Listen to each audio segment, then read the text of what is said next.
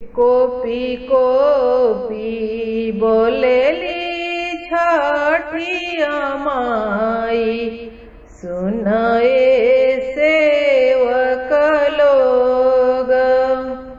मोरा घाटे दुबिया उपजी गले, मकई बसे ढलेले।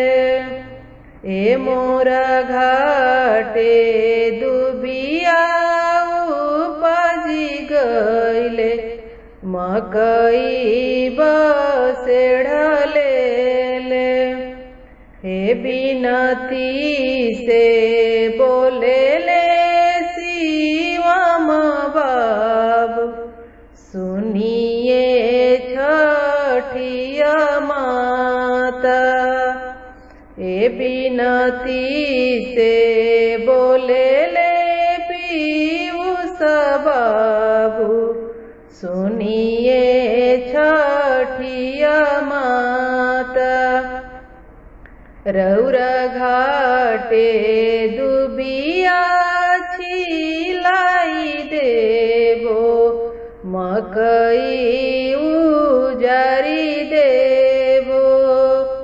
ए रौरा घाटे दुबिया छिलाई देबो, मकई उजारी देबो।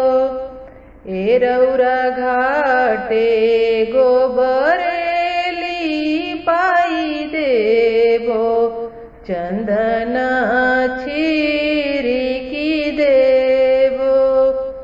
हे रौरा घाटे कोसिया भराई देबो, दियना जराई देबो। हे रौरा घाटे चंदनी तनाई देबो, सिंदूरा